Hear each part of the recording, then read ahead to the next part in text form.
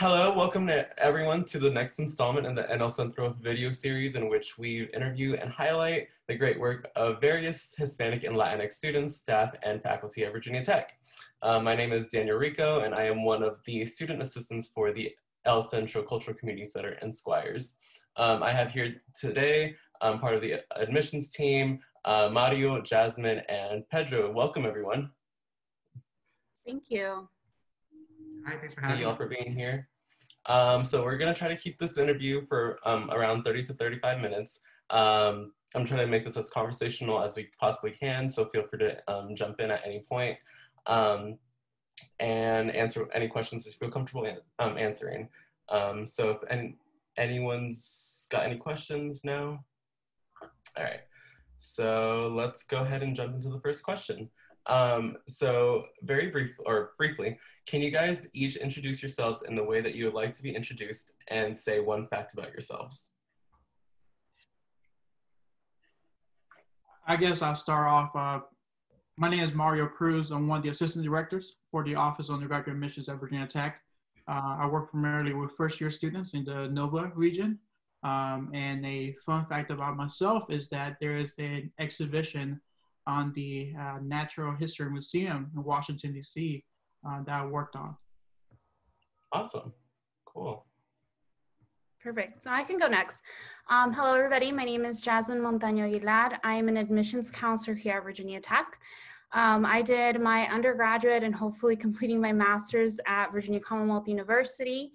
And I currently work with undergraduate students or first year students that are coming into Virginia Tech and recruit for them. Specifically, my main focus is focusing on minority, Latinx, underserved, underrepresented, marginalized students. And a fun fact about me is I have dual citizenship from Mexico and the United States. All right, cool. And hi everyone, my name is Pedro Baiza Martinez. I also serve as an admissions counselor here at Virginia Tech. Similar to Jazmin, I also serve on the diversity team here at Virginia Tech in the Office of Undergraduate Admissions. I currently am taking graduate level courses here at Tech, so hopefully soon to be a graduate of a master's program here within the program. And then a fun fact is I was born in El Salvador. Awesome, thank you guys. Our next question is, what experiences have brought you to become admissions counselors here at Virginia Tech? And the first one I'll go to is Pedro. Yeah, so I actually started as an admissions counselor at another institution, not right out of college, but I had about, I think, a 4 or 5 month gap. But I think in my undergraduate studies, I was very heavily involved in student activities and organizations, such as I went to JMU for undergrad. I served as the LSA executive board for 2 years, was a member for all 4, a lot of mentorship and diversity programs. So I think even though I didn't study that, I actually graduated with a health sciences degree. A lot of my involvement surrounded higher education and just, mentorship. So that really pushed me into it. And it was actually Jazmin. She was currently working at the office that I applied previously, and she recommended me to apply for the position. And then I landed the job, and then Jazz and I became coworkers. That's awesome.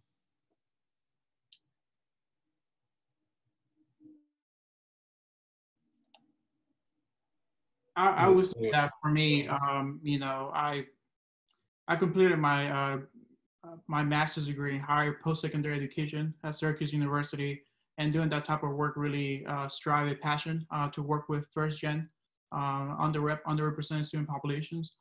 So, I myself identify as a first-generation college student, so I identify with some of the challenges and struggles the students face, specifically when applying to colleges and seeing what options are out there. And one thing that really attracted me to at least come to Virginia Tech was the fact that as an institution, we have that goal, that 40% underrepresented student population by the year 2022. And we're doing the best that we can in order to serve not just the Commonwealth of Virginia, but also, be a campus that's more reflective of the student population that is within the United States. So that was something that really, I gravitated towards, and I'm excited to be part of this team. Sure, awesome. Thank you all for for being, I guess, here as counselors and making your ways here.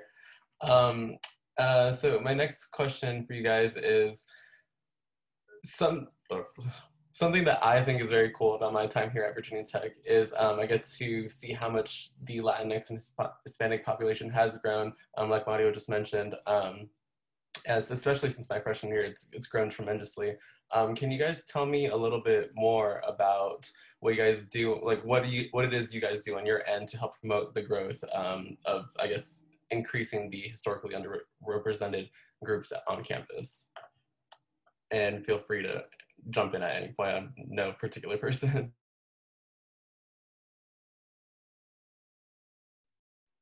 So I can go ahead and go share a little bit more about, so Jazmin and I recently joined the team right before the hiring freeze and like the pandemic got serious. So back, I think, early May, we officially started working in the office.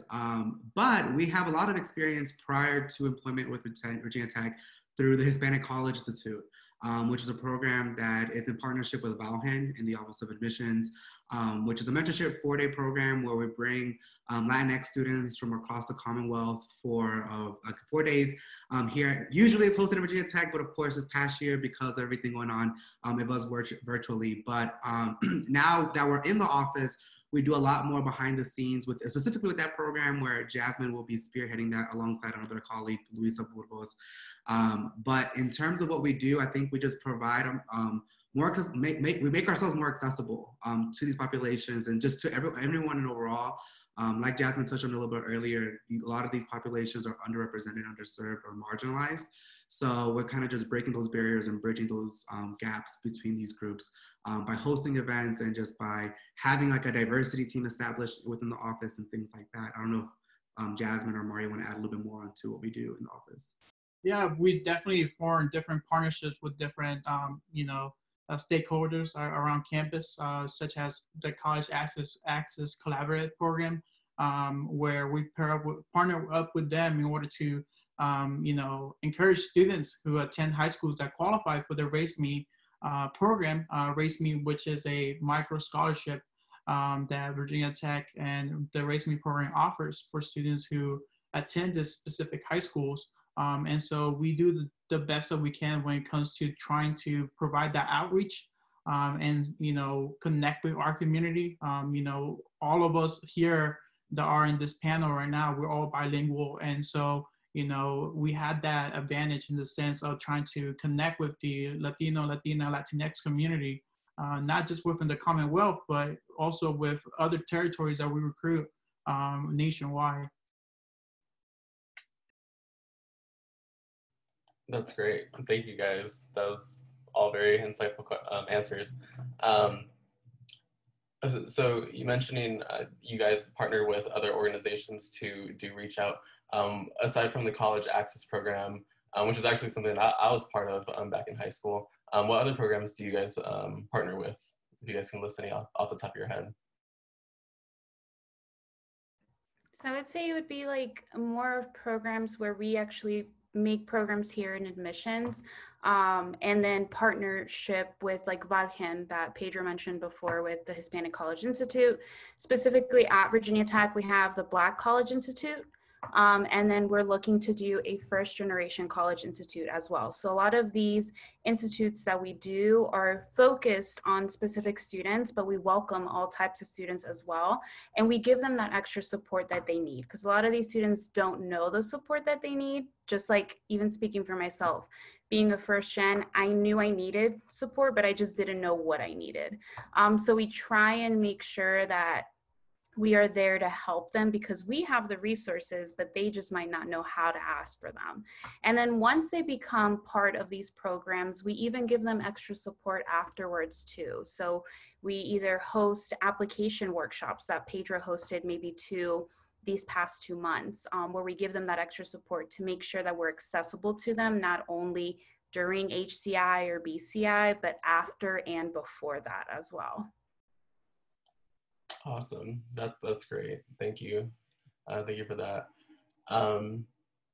What is one piece of advice that you would give to high school students currently applying to undergraduate admission or undergraduate universities? I'll start. Don't limit yourself. I think one of the biggest mistakes that you can make is, create your own barrier.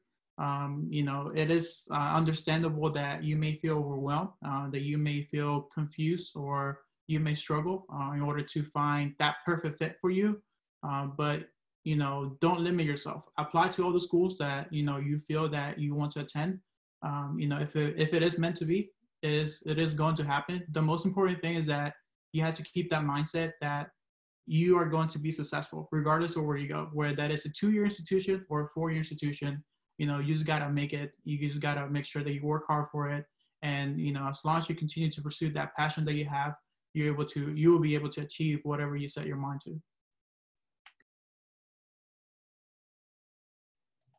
My advice would be, don't let someone else's path be kind of your path, where they're like, similar to Mario's mentioned, just because you're the only friend group not applying to like X university, don't doubt yourself or don't feel ashamed of it. You know what works best for you, and whatever path you take, there is no right or wrong one as long as you get to the end goal. I think a big, huge misconception is going to community college first. I think that's, at least when I was in high school and in colleges, that was kind of frowned upon. That was kind of like your last resort. When financially it makes sense, you can save a lot of money that route. Because at the end of the day, if you do decide to transfer to a 4-year institution, that degree still looks the exact same as someone who started it from freshman year. It doesn't say was a transfer student. So I think that's my biggest advice. Don't let someone else's path, trajectory, or goals be your goals. Everybody's timeline will look differently. 4 years is ideal, or what people want to do. But from what I've seen with my experience with my friends and things like that, 5 years is also very common to get a bachelor's degree, and so on and so forth. So just not letting anyone else's path be your path. Definitely. Those are all really good and like kind of inspiring answers. But yeah, awesome. Thank you guys. What do you guys feel that has been your biggest challenge as a Latinx person working in higher ed, since you guys have taken your posts, I guess, in academia? I think maybe the biggest thing, because I actually started working at my alma mater, and it was a very diverse setting, but at the same time, I was also very young. I had maybe 1 year after I had graduated, came into admissions and really didn't know a lot about it, but I had the passion for it. So I think in any post-career that you do after college, imposter syndrome is the biggest thing. And also making sure that your self-confidence is there. With higher education, you're always either doing a speech somewhere or in front of a big crowd. And that was my biggest struggle, because I'm not the type of person that will put myself up there unless I really have to. And thankfully, the organizations that I was part of through my undergraduate career prepared me for what I had to do in the future.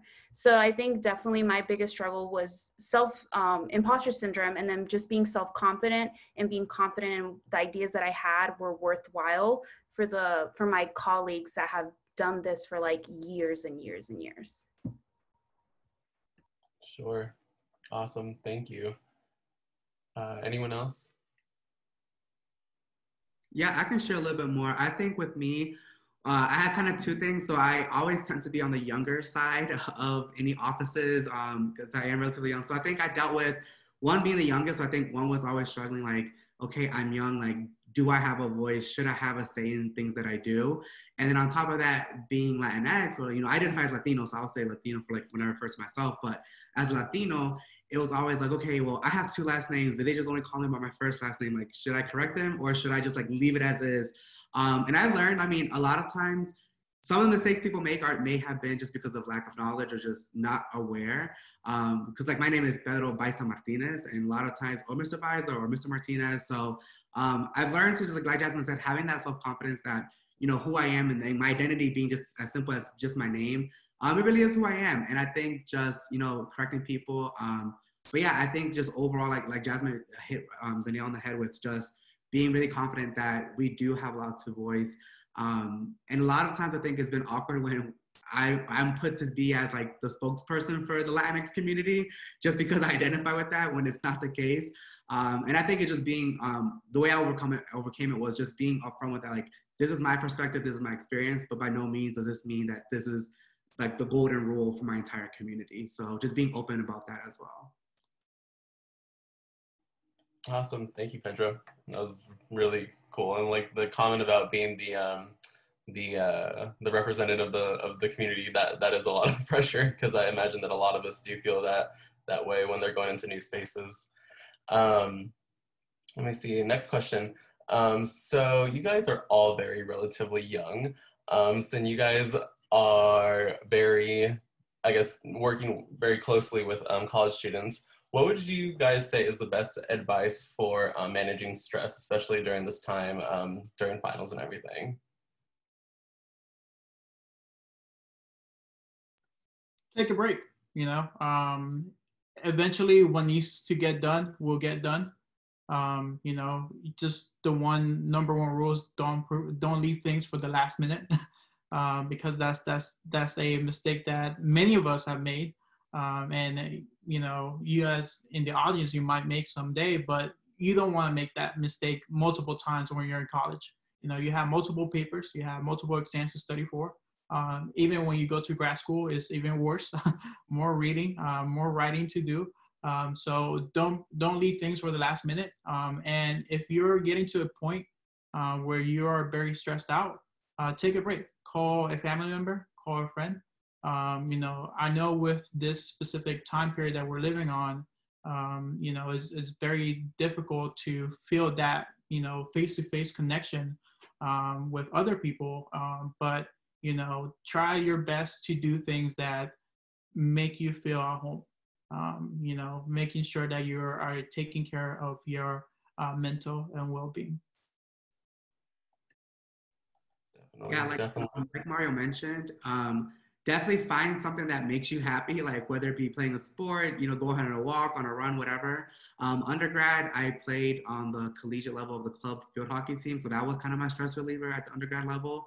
But I think aside from that, I think the biggest thing is giving yourself giving yourself slack. You know, it's tough right now. You know, going through, you know, college, doing the workload is hard. It's a lot of work. And especially now, like Mario mentioned, these are unprecedented times and being socially distanced, everything is virtual. Like, I'm not tech savvy, so it gets overwhelming.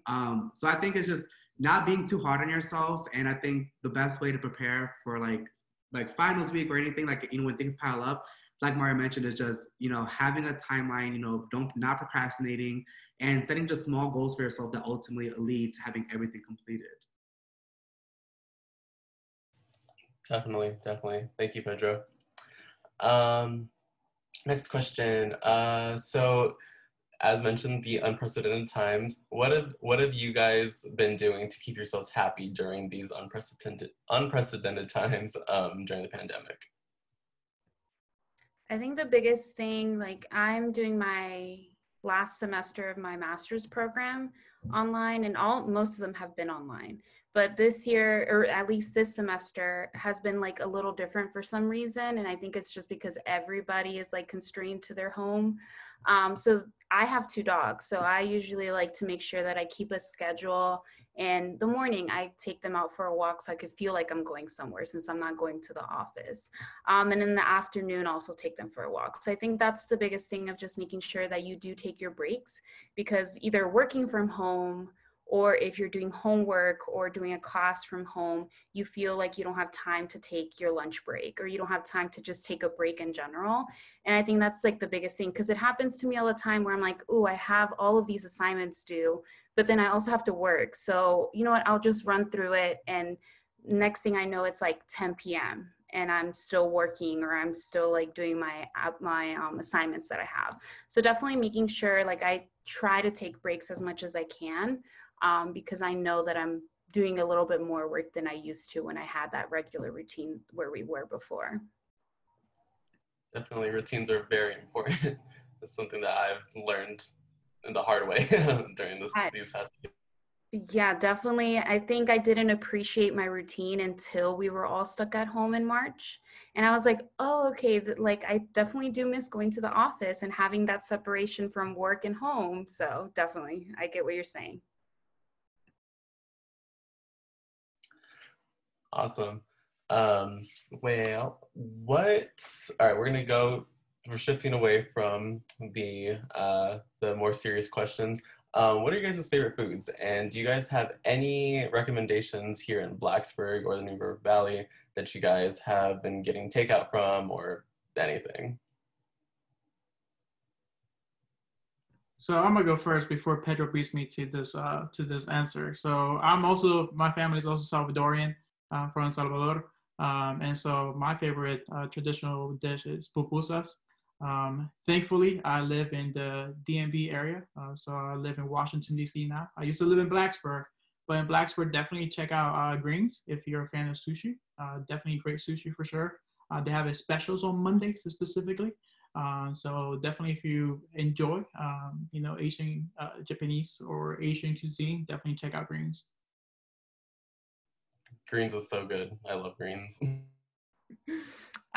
With me, every time they ask me this question, I always say my favorite dish is everything that my mom makes, which is anything under the umbrella that you can think of. Anything from tacos all the way up to like tamales, which my grandma makes some really good ones, and she always sends me some during this time actually. So I definitely enjoy that. And then in regards to Blacksburg, I don't know. Maybe El Gran Rodeo is really good. They have really good Mexican food, better than some food that I have tried like back in Richmond. But other than that, I'm not a big explorer of restaurants. So Mario might have more insight than I will, or maybe even Pedro. And then, like Mario mentioned, pupusas was my favorite, but I guess a really close second would be the pasta. I love pasta.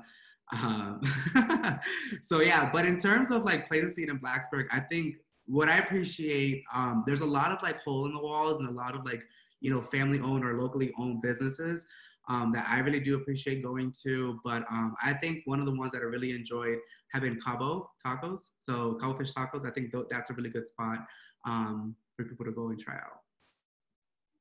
Definitely, you guys are all making me very hungry right now. It's almost dinner time. So my last question for you guys is, what is one thing that you guys miss most from your undergraduate careers? Like, it could be anything. It could be clubs, academics, sport, I don't know, anything. I think with me would be the energy that I had back then.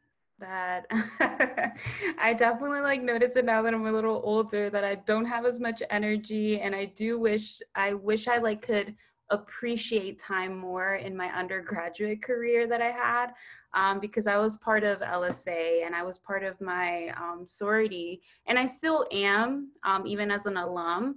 But the biggest thing is that it's not the same of being like an undergraduate student, part of a member of a sorority or a fraternity. So I definitely do miss like actually being on campus, being with my hermanas, and having the energy that I had back then to do like so many things and still be able to get my stuff done at the same time.